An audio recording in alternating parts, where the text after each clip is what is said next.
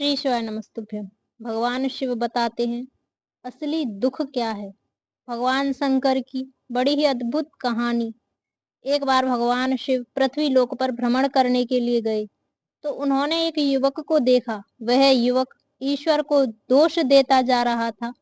वह अपने जीवन से निराश था, दुखी था। यह सब देखकर भगवान शिव एक महात्मा का रूप धारण करके उस युवक को असली दुख के बारे में ज्ञान देते हैं। इस कहानी के माध्यम से समझते हैं कि असली दुख क्या है। सुख और दुख एक ही सिक्के के दो पहलू हैं। सुख और दुख हमारे जीवन में लगातार आते ही रहते हैं और हमें लगता है कि हमारे जीवन में हजारों दुख हैं, हजारों समस्याएं हैं। लेकिन अगर आप वास्तविक तौर पर देखें तो अगर आप इस बात की अच्छी तरह से समझें, आप समझ पाएंगे कि हमारे जीवन में केवल एक ही दुख होता है। और वो कौन सा दुख है, उस दुख का निवारण क्या है, उस दुख का समाधान क्या है, यही जानेंगे इस कहानी के माध्यम से। एक समय की बात है, एक गांव में एक व्यक्ति था। उसका नाम हरिहर था। वह बड़ा आलसी था और अपने जीवन से बहुत निराश था। उसका कारण यह था कि उसने अब तक अपने जीवन में कुछ भी हासिल नहीं किया था। वह कुछ भी नहीं करता था। उसके घर वाले भी इस बात से बहुत परेशान रहते थे। वह चाहते थे कि वह बाहर जाकर कुछ अच्छा काम करे, कोई अच्छी नौकरी करे, लेकिन वह उनकी एक भी न सुनता। उसके घर वाले दूसरों का उदाहरण देते हुए उसे ताने मारते थे, उसे तरह तरह की बातें कहते थे, लेकिन उसे कोई फर्क नहीं पड़ता था। जबकि उसके सारे मित्र कामयाब हो चुके थे, कोई अच्छा व्यापार कर रहा था, कोई अच्छी नौकरी कर रहा था, जिस कारण जब भी वह लोग मिलते तो वे लोग अपनी बढ़ चढ़कर बड़ाई करते थे, लेकिन हरिहर कुछ नहीं करता था। जिस कारण जब भी कोई पूछता कि तुम क्या कर रहे हो, तो वह कुछ करता तो था नहीं, इसलिए वह हमेशा केवल एक ही बात कहता था कि मैं कोशिश कर रहा हूँ। लेकिन उसकी कोशिशों का कोई भी फल किसी को नजर नहीं आ रहा था। देखते ही देखते अब ऐसा समय आ चुका था कि हरिहर सभी से मुंह छुपाता रहता था, ताकि उससे कोई यह ना पूछ ले कि तुम क्या करते हो। इसलिए वह कभी किसी के सामने भी नहीं आता था। धीरे धीरे उसका मन दुखी रहने लगा। हरिहर अब बहुत निराश रहने लगा, मानो वह इस धरती पर बोझ है। इसलिए वह अपने आप को बहुत अकेला महसूस करता था। एक दिन उसके मन में यह विचार आया कि मेरे हाथों में कुछ नहीं है तो मैं क्या कर सकता हूँ। अकेले बैठकर वह रोता रहा और भगवान को दोष देता रहा। एक दिन छुपता छुपाता हुआ घर से निकलकर कहीं जा रहा था। तभी उसने रास्ते में देखा कि एक महात्मा लोगों को प्रवचन दे रहे हैं और प्रवचन में बहुत दुख की बातें कर रहे हैं। हरिहर अपना मुंह छुपाकर वहीं पर खड़ा हो गया ताकि उसे कोई देख ना ले और चुपचाप उन महात्मा जी की बातें सुन रहा था। महात्मा जी सभी को प्रवचन में कह रहे थे कि दुख हमारा सबसे बड़ा साथी है। हमें दुख अपने जीवन के बारे में समझाता है, हमें सही जीने का तरीका बताता है। दुख हमारे गुरु की तरह है जिससे हमें सीखना चाहिए। आप चाहे तो अपने जीवन में अपने दुखों को अपना गुरु बना सकते हैं और उससे सीख सकते हैं, या फिर आप चाहें तो अपने दुखों पर बैठकर रो सकते हैं।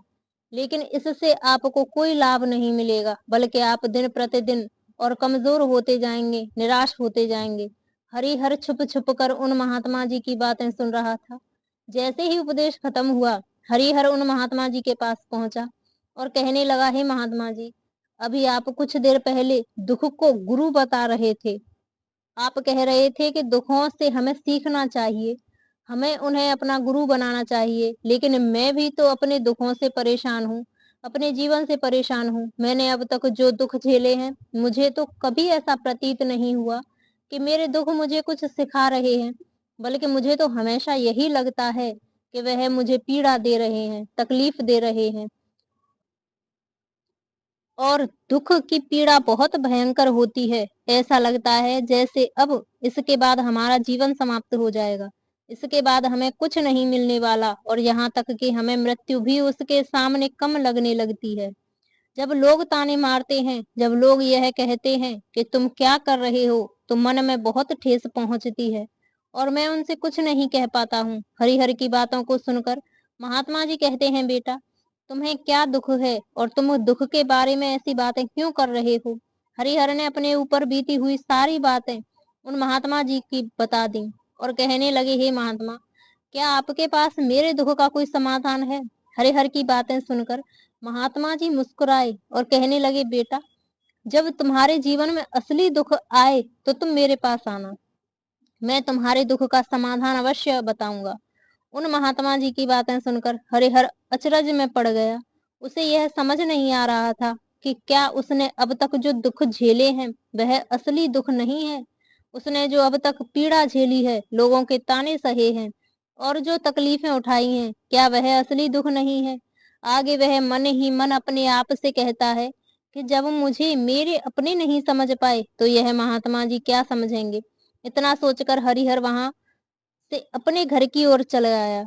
अब हरिहर लोगों के ताने सुन सुनकर बहुत थक चुका था। वह बहुत निराश हो चुका था, जिस कारण उसने निर्णय लिया कि वह अब कुछ करके दिखाएगा। उसने अपने पिता से थोड़ा सा रुपया लिया और उस रुपये से उसने एक व्यापार शुरू किया।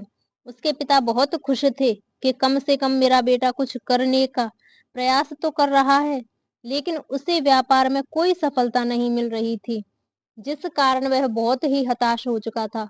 वह बहुत निराश हो चुका था। हरिहर को यह समझ नहीं आ रहा था कि वह क्या करे, किस तरह से अपने व्यापार को आगे बढ़ाए। तभी उसके पिता ने उससे कहा, बेटा, कोई बात नहीं, इसी तरह से प्रयास करते रहो, आज नहीं तो कल सफलता अवश्य मिलेगी। हरिहर ने अपने पिता की बात मानी। हरिहर अब अपने व्यापार में और भी कड़ी मेहनत करने लगा। धीरे धीरे उसे सफलता मिलने लगी। फिर उसने रफ्तार पकड़ ली। देखते ही देखते केवल 2 साल के अंदर वह बहुत ही बड़ा व्यापारी बन गया। अब उसके पास धन दौलत की कोई कमी नहीं थी। जो लोग हरिहर को पहले नापसंद किया करते थे, वही लोग अब उसे पसंद करते थे, उसकी चिंता करते थे, उसके कार्यों की सराहना करते थे। उसके माता पिता भी अब अपने बेटे से बहुत खुश थे और उसकी सफलता से अत्यंत प्रसन्न भी थे। धीरे धीरे हरिहर के मित्रों की संख्या लगातार बढ़ती जा रही थी। हरिहर के कुछ मित्रों ने यह भी सलाह दी कि उसे अपने व्यापार में और तेजी से बढ़ाना चाहिए, उसे अपने व्यापार को और फैलाना चाहिए। जब तुम आज केवल इस नगर के सबसे बड़े व्यापारी हो, तब तुम इतना खुश हो, तुम्हारे साथ बहुत सारे लोग हैं। वहीं पर तुम सोचो कि जब तुम इस राज्य के सबसे बड़े व्यापारी बन जाओगे, तब तुम्हारे यहाँ पर लोगों की भीड़ लग जाएगी, लोग तुमसे मिलने के लिए समय निकालेंगे, यहाँ तक कि इस राज्य का राजा भी तुमसे मिलने चाहेगा, तुम्हारी तारीफ करेगा। यदि कभी ऐसी जरूरत आ पड़े तो वह तुमसे धन का भी उधार लेने के लिए अवश्य प्रयास करेंगे। हरिहर को अपने दोस्तों की यह बात बहुत पसंद आई। हरिहर ने सोचा कि मेरे मित्र सही कह रहे हैं, मुझे अपने व्यापार को बड़ा करना चाहिए और फैलाना चाहिए, तभी तो हर कोई मेरे बारे में जान सकेगा, हर कोई मुझे पहचान सकेगा। उसने बिना देरी किए, समय को बिना गवाए अपने व्यापार में और मेहनत करने लगा। लेकिन अब की बार उसके मन में धैर्य नहीं था, जिस कारण उसने कुछ अनुचित कदम उठाए ताकि उसका व्यापार जल्दी से जल्दी बड़ा हो जाए। उसने कई लोगों से अधिक मात्रा में धन उधार ले लिया, जिससे उसके ऊपर काफी कर्ज बढ़ गया। और इतना ही नहीं, वह यहाँ पर नहीं रुका, उसने अधिक से अधिक मुनाफा कमाने के चक्कर में अपने माल की गुणवत्ता को भी खराब कर दिया, जिससे अब उसके माल में वह बात नहीं रह गई जो पहले हुआ करती थी। लेकिन वह अपने मित्रों की बात सुनता रहा। जैसे उसके मित्र कहते थे वैसा ही करता चला जा रहा था, यहाँ तक कि उसने अपने व्यापार को और भी तीव्रता से बढ़ाने के लिए अपने दूसरे छोटे व्यापारियों के खिलाफ षड्यंत्र भी रचना शुरू कर दिया, जिस कारण उसके मन में अब पहले जैसा वह सुकून नहीं रहा था। उसे अब रातों की नींद नहीं आती थी। अब उसके मन में केवल एक ही विचार रहता था, किस तरह से उसका व्यापार पूरे राज्य में फैल जाए और वह इस राज्य का सबसे बड़ा व्यापारी बन जाए। इसलिए वह दिन रात केवल इसी मेहनत में लगा रहता कि उसका व्यापार जल्दी से जल्दी और बड़ा हो जाए। हरिहर के पास नौकर चाकर सभी सुख सुविधाएं थी, लेकिन उसके बावजूद भी उन चीजों का लाभ नहीं उठा पा रहा था, क्योंकि उसका पूरा ध्यान केवल अपने व्यापार को और उन्नति पर ले जाने को था। एक दिन हरिहर एक मार्ग से गुजर रहा था। तभी रास्ते में हरिहर को उन महात्मा का आश्रम दिखाई पड़ा। यह देखकर वह उन महात्मा जी के पास गया और उनसे कहने लगा, हे महात्मा जी, आपने कहा था कि जब मेरे जीवन में कोई असली दुख आए तब मैं आपके पास आऊं। आज इसलिए मैं यहाँ पर आया हूँ। आज मैं बहुत दुखी हूँ। मैं रातों को सो नहीं पाता। मेरे पास सब कुछ होते हुए भी मैं उनका लुत्फ नहीं उठा पाता। उसने अपनी सारी बातें महात्मा जी को बताई। महात्मा जी हरिहर से कहने लगे, बेटा, जब तुम पहली बार आए थे तब भी तुम बहुत दुखी थे, लेकिन अब तुमने अपने दुख से क्या सीखा? महात्मा जी की बातें सुनकर हरिहर बोला, महात्मा जी, जब मैं अपने जीवन में कुछ नहीं कर पा रहा था तब मैंने अपने दुखों से यह सीखा था कि केवल सोचने मात्र से कुछ नहीं होगा। उसके लिए हमें कुछ करना भी पड़ेगा और केवल कोई कर्म करना ही सफलता नहीं है। उस कर्म को उसके अंजाम तक पहुंचना हमें सफल बनाता है। फिर चाहे रास्ता कैसा भी हो, चाहे परिस्थिति कैसी भी हो, क्यों, फिर चाहे कितनी भी बाधाएं आपके रास्ते में क्यों ना आ जाएं, चाहे ऐसा क्यों ना लगने लगे कि अब हमारे जीवन में कुछ बचा ही नहीं है, हम कुछ नहीं कर सकते, तब भी हौसला बनाए रखो। उम्मीद नहीं छोड़नी चाहिए। अपने कार्य पर डटे रहना चाहिए। यह सोच कर कि जब तक मैं अपने कार्य को सफल नहीं कर लेता, जब तक कि मैं अपने लक्ष्य तक नहीं पहुंच जाता, तब तक मैं इस कार्य को करता रहूंगा। मैं इस कार्य में अवश्य ही सफल होकर रहूंगा, क्योंकि लोग केवल सफल लोगों को महत्व देते हैं, उनके कर्मों को नहीं। हरिहर की यह सारी बातें सुनकर वह महात्मा जी कहने लगे, बेटा, जब तुम्हारे जीवन में असली दुख आए तब तुम मेरे पास आना। मैं तुम्हारी समस्या का समाधान अवश्य करूंगा। इतना कहकर महात्मा जी वहां से चले गए। हरिहर फिर से उनकी ये बात सुनकर आश्चर्य से चकित रह गया। उसे अभी तक समझ नहीं आ रहा था कि उसने जो तकलीफें अभी तक झेली हैं, क्या ये असली दुख नहीं है। हरिहर के मन में अब एक सवाल उत्पन्न होने लगा कि असली दुख क्या है और इसकी पहचान क्या है, और मुझे कैसे पता चलेगा कि इस समय में असली दुख में हूँ। लेकिन उसने कुछ नहीं कहा। तभी वह महात्मा हरिहर के पास एक बड़ा सा घड़ा लेकर पहुंच जाते हैं। उस घड़े के अंदर सोने के सिक्के थे। उस घड़े को देते हुए वह महात्मा हरिहर से कहते हैं, बेटा, तुम इसे उस पेड़ के नीचे मिट्टी में दबा दो, क्योंकि यह मेरे किसी काम का नहीं है। जब मुझे इसकी जरूरत पड़ेगी तब मैं वहां से खोद कर इसे निकाल लूंगा, लेकिन अभी के लिए इसे वहां पर मिट्टी के नीचे दबा दो। हरिहर ने महात्मा जी की बात मान ली और वह घड़ा मिट्टी में दबा दिया। इतना सब करके हरिहर उन महात्मा जी को प्रणाम करता रहा और वहां से वापस अपने घर की ओर लौट जाता है। धीरे धीरे समय बीतता गया। समय के साथ हरिहर व्यापार में और भी ज्यादा उन्नति कर चुका था, लेकिन माल की गुणवत्ता अच्छी न होने के कारण अब उसके व्यापार में घाटा होने लगा और धीरे धीरे ऐसा समय आया कि उसका व्यापार पूरी तरह से चौपट हो गया। अब उसके पास कुछ नहीं बचा था। हरिहर ने अपने दोस्तों से जो कर्ज लिया था वो कर्ज भी उसे चुकाने थे, लेकिन हरिहर यह सोच निश्चिंत था कि उसने वह कर्ज अपने मित्रों से लिए हैं, जिस कारण वह उन्हें लौटाने में थोड़ी देर अवश्य कर सकता है। वह तो यह सोच रहा था कि उसके मित्र उसका बुरे समय पर साथ देंगे, लेकिन सबसे पहले उसके मित्र ही उससे अपना कर्ज वापस लौटाने के लिए मांग रहे थे। तब हरिहर को एहसास हुआ कि कोई भी अपना नहीं है। उसने अपने मित्रों से उस कर्ज को लौटाने के लिए थोड़ी सी मोहलत मांगी, लेकिन हरिहर के किसी भी मित्र ने उसे कर्ज को लौटाने के लिए मोहलत नहीं दी, बल्कि वे लोग उसे जान से मारने की धमकी देने लगे। अपने मित्रों के मुंह से यह सब सुनकर हरिहर बहुत ही आश्चर्यचकित रह गया। वह जो कुछ सोच रहा था उसके साथ सब कुछ उल्टा हो रहा था। व्यापार के चलते उसके मित्र बहुत शुभ चिंतक बने थे, पर वह सब उससे दूर जाने लगे थे। हर कोई उससे पीछा छुड़ाना चाहता था, कोई भी उसका साथ नहीं देना चाहता था। धीरे धीरे उसकी सारी संपत्ति नीलाम हो गई। अब उसके पास कुछ नहीं बचा था। वह सड़क पर आ चुका था। एक दिन हरिहर ने अपने पिताजी से कहा, पिताजी, मेरी मदद कीजिए, मेरे ऊपर बहुत कर्ज है, मुझे उसे लौटाना है, कृपा करके मुझे थोड़ा सा धन दे दीजिए। इस पर हरिहर के पिताजी ने कहा, हरिहर बेटा, मेरे पास यही एक छोटा सा घर है, अगर यह भी मैं तुम्हें दे दूं तो मैं और तुम्हारी माँ कहाँ रहेंगे, हमें भी दर दर की ठोकरें खानी पड़ेंगी। ले देकर अब हमारे पास केवल यही संपत्ति बची है, इसलिए मैं तुमसे क्षमा मांगता हूँ। अपने माता पिता के मुख से यह सुनकर हरिहर चुपचाप वहां से चला गया और मन ही मन यह सोच रहा था कि मेरे पास अब कुछ नहीं बचा है। मेरे पास जो कुछ था वह सब कुछ तो लुट चुका है, मेरा सब कुछ तो बर्बाद हो चुका है। भला अब मैं जीकर भी क्या करूंगा। अब मेरे पास केवल एक ही रास्ता है जिससे मैं अपने कर्जदारों से पीछा छुड़ा सकता हूँ। यह सोचता हुआ वह एक ऊंची पहाड़ी की ओर पहुंचा। वह पहाड़ी पर चढ़ने ही वाला था कि तभी उसे याद आया कि उन महात्मा जी ने कहा था कि जब तुम पर असली दुख आए तभी मेरे पास आना, मैं तुम्हारी समस्या का समाधान अवश्य करूंगा। यह सोचकर हरिहर के मन में एक बार फिर उम्मीद की लहर दौड़ पड़ी। हरिहर दौड़ता हुआ उन महात्मा जी के पास पहुंचा।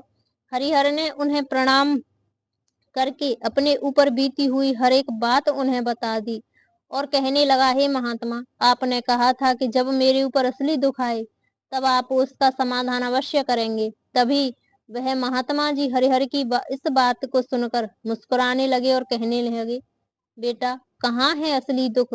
जब तुम्हारे जीवन में असली दुख आएगा तो मैं उसका समाधान अवश्य करूंगा। उन महात्मा जी के मुख से यह सुनकर हरिहर के सब्र का बांध टूट गया और हरिहर ने उन महात्मा जी से कहा, क्या मैंने आज तक जो कुछ भी झेला है, जो कुछ भी तकलीफ झेली है, क्या यह दुख नहीं है, क्या इसे दुख नहीं कहते। तभी वह महात्मा हरिहर से कहते हैं, बेटा, पहले तुम मुझे यह बताओ कि तुमने अपने दुखों से क्या सीखा है। इसका जवाब देते हुए हरिहर उन महात्मा से कहता है, हे महात्मा, मैंने तो यही सीखा है कि जो लोग तुम्हारी तरक्की में तुम्हारा पीछा करते हैं वो लोग अवश्य ही तुम्हें धोखा देंगे, क्योंकि ऐसे लोग बुरे समय पर तुम्हारा साथ नहीं देंगे बल्कि तुम्हारा फायदा उठाने का ही प्रयास करेंगे। इसलिए ऐसे लोगों पर भरोसा ना करें, बल्कि जो लोग तुम्हारी असफलता के समय पर, तुम्हारे बुरे समय पर तुम्हारे साथ खड़े हैं, वही तुम्हारे असली मित्र हैं और वही तुम्हारे साथ रहते हैं। और ऐसे लोग तुम्हें बहुत कम मिलते हैं। जिन्हें भी ऐसे लोग मिलते हैं उन्हें हमेशा उनकी कद्र करनी चाहिए। जब तुम कोई कार्य कर रहे हो तो उसे पूरी ईमानदारी से करो, धैर्य रखो, लालच ना करो, क्योंकि ऐसा करने से तुम्हारे साथ ही बुरा होगा और तुम्हें हमेशा नुकसान ही रहेगा। हरिहर की यह सारी बातें सुनकर महात्मा उस घड़े के पास ले गए और जहां उस घड़े को उन्होंने मिट्टी में दबाया था, उन्होंने गड्ढा खोदा। वह घड़ा हरिहर के हाथ में थमाते हुए महात्मा जी ने हरिहर से कहा, ये लो, अभी इससे तुम अपना काम चलाओ और जब तुम्हारे जीवन में असली दुख आए तब तुम मेरे पास आना, मैं उसका समाधान अवश्य करूंगा। हरिहर महात्मा जी की बात सुनकर बड़ी अचरज में पड़ गया।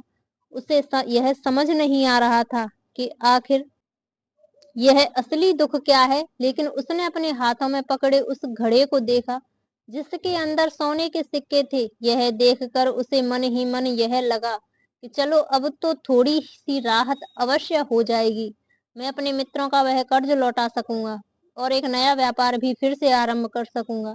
यही सोचते हुए हरिहर ने उन साधु महात्मा को प्रणाम किया, उनका धन्यवाद किया और वहां से चल पड़ा। हरिहर ने उन सोने के सिक्कों से सभी का कर्ज लौटा दिया और अपने लिए एक बार फिर से नया व्यापार शुरू किया। व्यापार छोटा था लेकिन अब की बार हरिहर बहुत खुश था। उसने अपने व्यापार पर काम किया और देखते ही देखते एक बार फिर से वह एक बड़ा व्यापारी बन गया। लेकिन अब की बार वह बहुत खुश था, क्योंकि इस बार उसने कोई लालच नहीं किया, ना ही किसी के लिए षड्यंत्र रचा, बल्कि उसने पूरी ईमानदारी और मेहनत के साथ अपने व्यापार पर काम किया।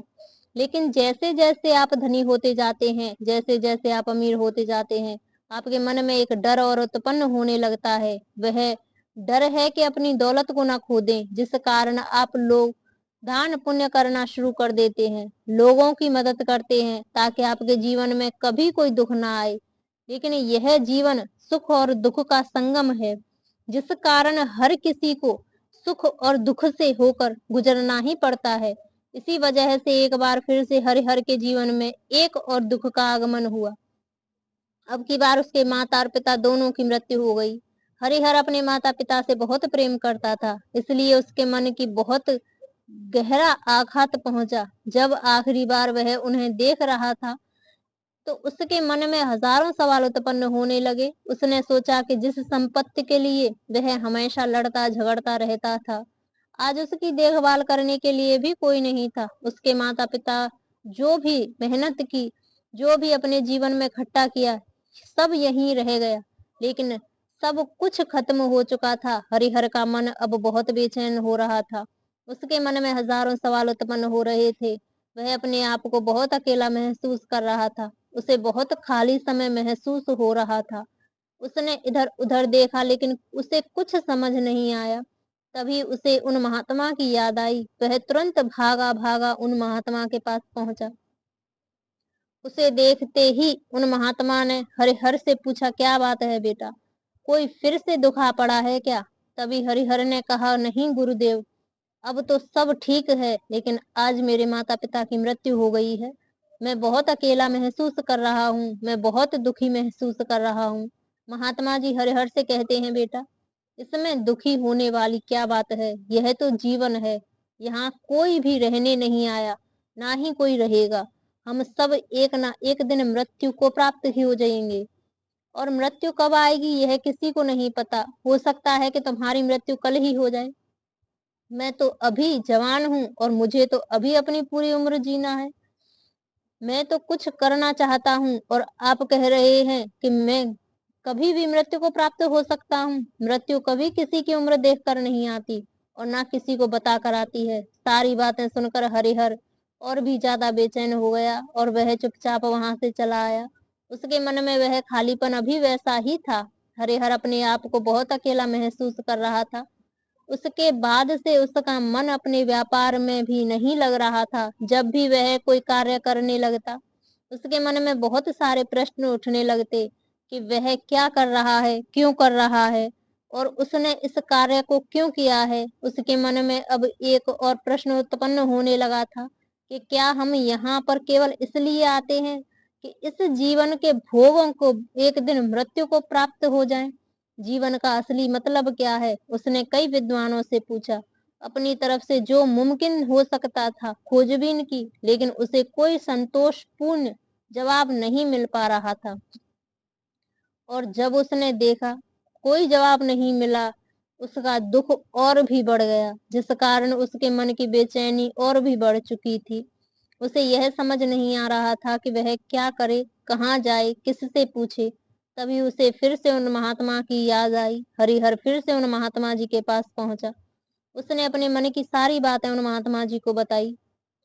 महात्मा जी ने हरिहर से कहते हैं, बेटा, आज पहली बार तुम्हारे जीवन में असली दुख उत्पन्न हुआ है, जिसे हम दुख कहते हैं, जो दुख कहलाने लायक है कि हमें पता ही नहीं है कि हम क्या कर रहे हैं, कहाँ जा रहे हैं, क्यों जा रहे हैं, वह कौन है, क्या है, क्यों है, हम क्या करना चाहते हैं। तभी हरिहर ने महात्मा जी से कहते हैं, हे महात्मा जी, आप मेरे इस दुख का निवारण कीजिए। महात्मा जी हरिहर से कहते हैं, हम सबके अंदर क्रोध, लालच, लोभ जैसी कई वासनाएं हमारे अंदर घर करके बैठी हैं, जिस कारण हम अपने जीवन को टुकड़ों में जीते हैं और हमारी चेतना कभी एक नहीं हो पाती। हम कभी एक जगह सोच नहीं पाते, समझ नहीं पाते। हमारी ऊर्जा शक्ति भी पूरी तरह छिन्न भिन्न हो जाती है। और आजकल के इस दौर में हमारे पास तो इतना भी समय नहीं है कि हम एक पल निकाल करके, एक पल के लिए मुड़ करके अपने आप को देख सकें, अपने आप को समझ सकें कि वास्तविकता में हर कोई यहाँ पर अपने जीवन भर केवल दुख दुख कहकर चिल्लाता रहता है। उसका समाधान निकालने का हर मुमकिन प्रयास करता है, लेकिन जिसे हम दुख समझते हैं वह तो दुख है ही नहीं। तो इसका समाधान आपको कहाँ से मिलेगा? यह तो परिस्थितियां हैं जिसके कारण हम अपने आप को दुखी समझते हैं, अपने आप को तकलीफ में समझते हैं। जैसे ही हम एक परिस्थिति से निकलते हैं, हम किसी दूसरी परिस्थिति में फंस जाते हैं। इस प्रकार हम पहली समस्या का समान करते हैं, उसी प्रकार हम दूसरी समस्या का भी सामना करते हैं। और जब हम इन परिस्थितियों से हार मान लेते हैं, जब हमें लगता है कि अब हमारे सामने कोई रास्ता नहीं बचा, तब हमारे सामने हमें केवल एक ही रास्ता नजर आता है और वह है मृत्यु। लेकिन यह कोई समाधान नहीं है। यह कोई रास्ता नहीं है। इसलिए यदि आप सचमुच अपनी समस्याओं का समाधान चाहते हैं, तो अपने आप को इकट्ठा करना सीखें, अपनी ऊर्जा को इकट्ठा करना सीखें और अपने ऊपर ध्यान लगाकर मृत्यु से पहले अपने आप को पहचानो, अपने आप को जानो, अपने आप को बिखरने मत दो। तभी हरिहर उन महात्मा जी से कहता है, हे गुरुदेव, क्या फिर हमें इस जीवन को नहीं जीना चाहिए? क्या फिर हमें अपनी इच्छाओं को पूरा नहीं करना चाहिए? महात्मा जी हरिहर से कहते हैं, बेटा, हमें किसी से भी लगाव नहीं रखना चाहिए, हमें अपनी इच्छाओं को मार देना चाहिए, हमें ज्यादा संपत्ति इकट्ठा नहीं करना चाहिए, क्योंकि हम मनुष्य की इच्छाएं, कामनाएं ऐसी होती हैं जैसे मानो एक पर्वत से गिरता हुआ झरना, जिस पर किसी का नियंत्रण नहीं है सिवाय देखते रहने के और परेशान होने के। लेकिन जब तुम अपने ऊपर ध्यान देने लगते हो, जब तुम अपने आप को पहचान जाते हो, तो समझ जाते हो, तब तुम पर इस नियंत्रण पा सकते हो, तब इच्छाएं भी तुम्हारे बस में होती हैं। यदि तुम चाहो तो उन इच्छाओं की पूर्ति अवश्य कर सकते हो। महात्मा जी की यह सभी बातें सुनकर हरिहर ने महात्मा जी से कहा, हे गुरुदेव, आपका बहुत बहुत धन्यवाद। आपने मेरी सबसे बड़ी समस्या का समाधान आज मुझे दे दिया है। मैं आज से अपने आप को एकाग्रचित करूंगा। गुरु मानव शरीर में बहुत ऊर्जा है, बहुत शक्ति है, पर वह बेकार के कर्मों में लग जाती है, जिस कारण हमारा जीवन भी बेकार की चीजों में लगा रहता है। लेकिन हम कभी भी इस पर अपना ध्यान नहीं देते हैं, हम कभी भी अपनी ऊर्जा को केंद्रित नहीं करते हैं। हमारा जीवन भी कुछ ऐसा ही है। हम अपने जीवन में हमेशा ऊपर वाले से सवाल करते रहते हैं कि हमारे जीवन में इतना दुख क्यों है, हम सभी के मन में जीवन में इतना दुख क्यों है। हम सभी के मन में यह सवाल तो अवश्य ही उठता है, और इसका जवाब है, वह ईश्वर यह चाहता है कि हम अपने जीवन के अंतिम दुख तक पहुंच सकें, उस गहराई तक पहुंच सकें जहां पर हमें यह पता चल सके कि हमने अभी तक अपने आप को नहीं जाना, अपने आप को नहीं पहचाना। मानव शरीर के अंदर जो ऊर्जा है, जो शक्ति है, उसके बारे में हम अभी तक नहीं जानते। हम अपने आप को चाहे तो एकत्रित कर सकते हैं, अपने आप को नियंत्रण पा सकते हैं, हाँ, लेकिन हम अपनी इस ऊर्जा को व्यर्थ की चीजों में लगा देते हैं, जिस कारण हम अपने आप को कभी नहीं पहचान पाते, ना ही कभी अपने आप पर नियंत्रण पा सकते हैं। लेकिन यदि आप अपने आप को जानना चाहते हैं, अपने आप को पहचानना चाहते हैं, तो पहले आपको खुद को एकत्रित करना होगा, अर्थात ध्यान लगाना होगा। ध्यान से ही आप अपनी उन समस्याओं का समाधान निकाल सकते हैं। तभी आप अपने आप को पहचान सकते हैं, जान सकते हैं और अपने जीवन के हर दुखों का समाधान भी कर सकते हैं। श्री शिवाय नमस्तुभ्यम।